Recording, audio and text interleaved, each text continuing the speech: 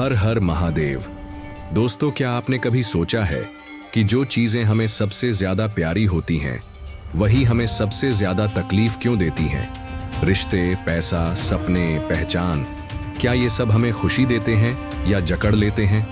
एक सवाल जो हर किसी को खुद से पूछना चाहिए, क्या हम सच में आजाद हैं या फिर हमारे ही विचार, इच्छाएं, मोह और अहंकार हमें एक अदृश्य जाल में बांधे हुए हैं? क्या त्याग का मतलब सब कुछ छोड़ देना है या फिर हर चीज में रहकर भी उससे बंधे न रहना है? अगर इच्छाओं का पीछा करने से सुख मिलता तो आज का इंसान सबसे ज्यादा खुश क्यों नहीं है? इस दिव्य यात्रा पर चलने से पहले एक क्षण रुककर सोचिए, क्या हम सच में स्वतंत्र हैं या हमारे ही विचार, इच्छाएं और अहंकार हमें कैद किए हुए हैं? अगर ये सवाल आपके मन में भी आ रहे हैं तो ये वीडियो आपके लिए है। इस वीडियो को शुरू करने से पहले कमेंट में अपने सच्चे मन से हर हर महादेव जरूर लिखें और इस दिव्य यात्रा को आगे बढ़ाने के लिए लाइक करें।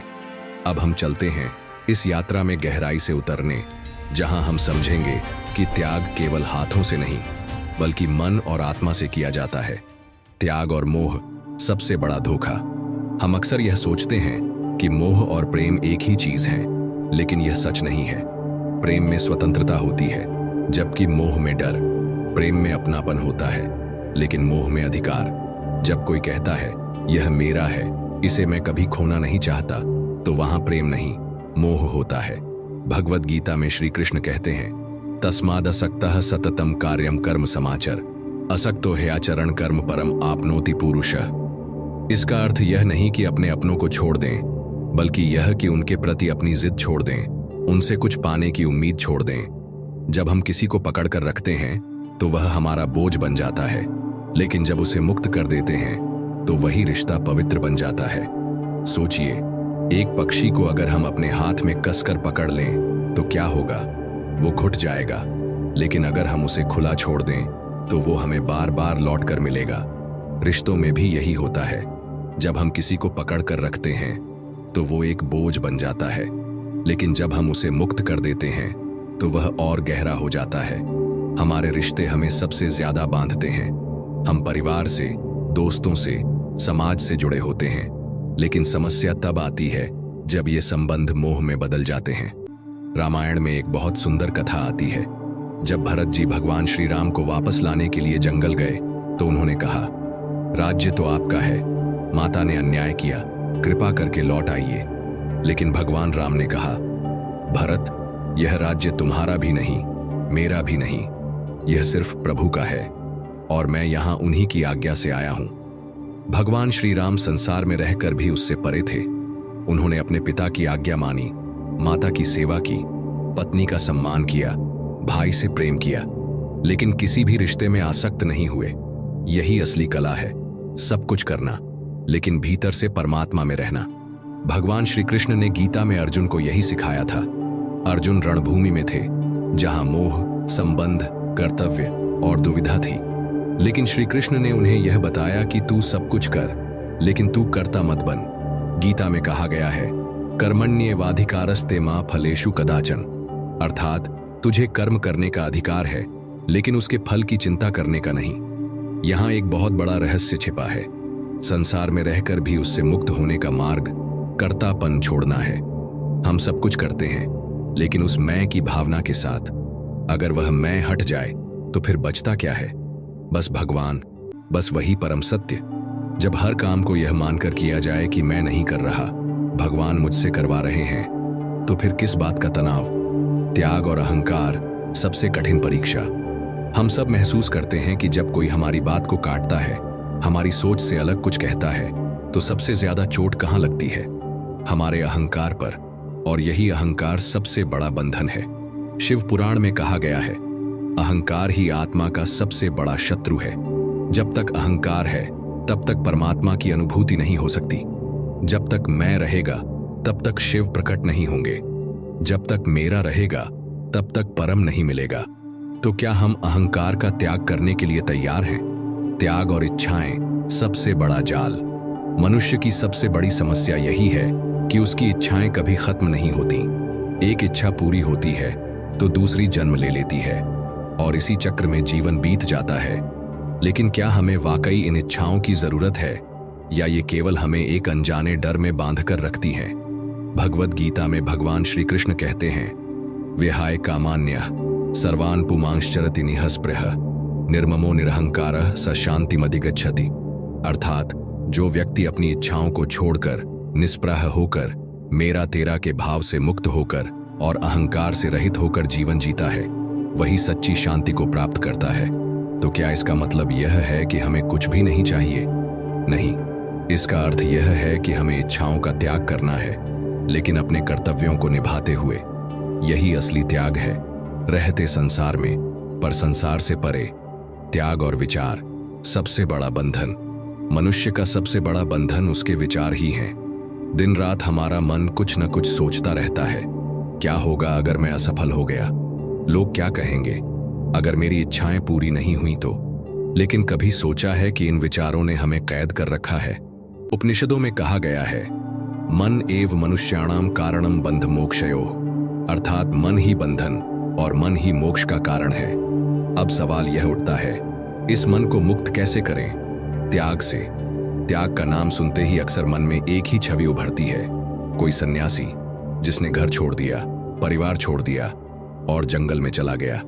लेकिन क्या त्याग का असली अर्थ यही है? नहीं, असली त्याग बाहर से कुछ छोड़ने में नहीं, बल्कि भीतर से खुद को बदलने में है। भगवान श्री कृष्ण ने गीता में कहा है, न ही कश्चित क्षणमपि जातु तिष्ठत्य कर्मकृत, अर्थात कोई भी व्यक्ति एक क्षण के लिए भी बिना कर्म किए नहीं रह सकता। यानी संसार में कर्म करना ही पड़ेगा। लेकिन असली बात यह है कि कैसे करें। क्या हम अपनी इच्छाओं के गुलाम बनकर कर्म करें या अपनी इंद्रियों पर संयम रखते हुए? त्याग का असली अर्थ है इंद्रियों पर नियंत्रण। जब इंद्रियां नियंत्रण में होती हैं, तब मन शांत होता है। जब मन शांत होता है, तब आत्मा अपने असली स्वरूप को पहचानती है। और जब आत्मा अपने स्वरूप को पहचान ले, तब जीवन में केवल आनंद ही आनंद है। तो अब सवाल ये है कि किन किन इंद्रियों पर संयम रखना असली त्याग है। सबसे पहले जरूरी है वाणी का त्याग। क्या हम जो बोलते हैं वह हमेशा आवश्यक होता है? क्या हमारी वाणी से किसी को दुख तो नहीं पहुंचता? क्या हम व्यर्थ की बातों में समय तो नहीं गंवा रहे?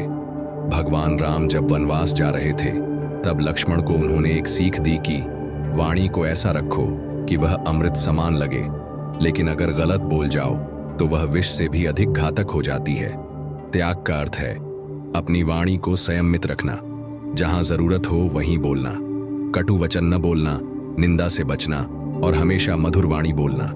दूसरा, आंखों का त्याग यानी दृष्टि पर संयम। हमारी आंखें वही देखना चाहती हैं जो मन को अच्छा लगे, लेकिन क्या हम हमेशा पवित्र चीजें ही देखते हैं? अक्सर हम ऐसी चीजों को देख लेते हैं जो हमारे मन को भटका देती हैं।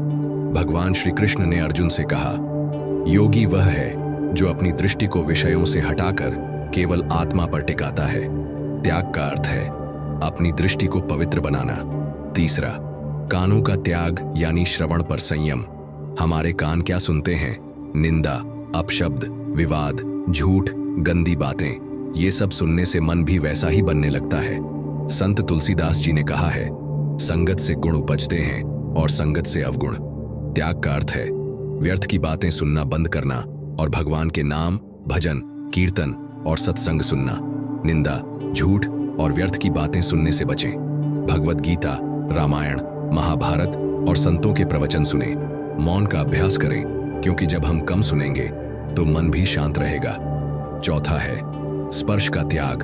हमारा शरीर सुख सुविधाओं का आदी हो गया है। हर समय ठंडी हवा चाहिए, अच्छा बिस्तर चाहिए, आराम चाहिए। लेकिन क्या जीवन का उद्देश्य केवल सुख सुविधा पाना है? भगवान बुद्ध ने कहा था, जिस दिन तुम्हारा शरीर सुख की लालसा छोड़ देगा, उसी दिन तुम सच्चे आनंद को अनुभव करोगे। त्याग का अर्थ है शरीर को सुख सुविधाओं का गुलाम न बनाना। पांचवा है स्वाद का त्याग यानी जीभ पर संयम। सबसे कठिन त्याग है भोजन का त्याग। हमें वही भोजन अच्छा लगता है जो स्वादिष्ट हो, भले ही वह स्वास्थ्य के लिए ठीक न हो। लेकिन क्या हम भोजन को केवल शरीर की जरूरत के लिए लेते हैं या जीभ के स्वाद के लिए? भगवान श्री कृष्ण ने कहा है, सात्विक आहार ही शरीर और मन को पवित्र करता है। असली त्याग किसी चीज को छोड़ने में नहीं, बल्कि खुद को बदलने में है। अगर वाणी संयमित हो, आंखें पवित्र चीजें देखें, कान सिर्फ सत्संग सुने, शरीर आराम का गुलाम न बने और भोजन पवित्र हो, तो हम संसार में रहकर भी मुक्त हो सकते हैं। त्याग का मतलब है इंद्रियों को साधना। जब इंद्रियां साध जाएंगी तो मन भी भगवान में लीन हो जाएगा। भगवान श्री कृष्ण ने कहा, यो मम पश्यति सर्वत्र सर्वम च मयि पश्यति, अर्थात जो मुझे हर जगह देखता है और जो हर चीज में मुझे देखता है वही सच्चा योगी है। तो अब यही समय है ध्यान की ओर बढ़ने का। एक कदम आगे बढ़ाइए। हर दिन बस कुछ क्षण खुद के लिए निकालिए। आंखें बंद कीजिए, सांसों को देखिए, विचारों को आते जाते देखिए और धीरे धीरे परमात्मा से जुड़ जाइए। जब हम ध्यान में बैठते हैं तो विचार आते हैं, भावनाएं आती हैं, बीते हुए पल आंखों के सामने चलने लगते हैं। लेकिन अगर हम बस उन्हें आते जाते देखें, उन्हें पकड़े नहीं, तो क्या होगा? धीरे धीरे मन शांत होने लगेगा। ध्यान कोई क्रिया नहीं बल्कि एक अनुभव है।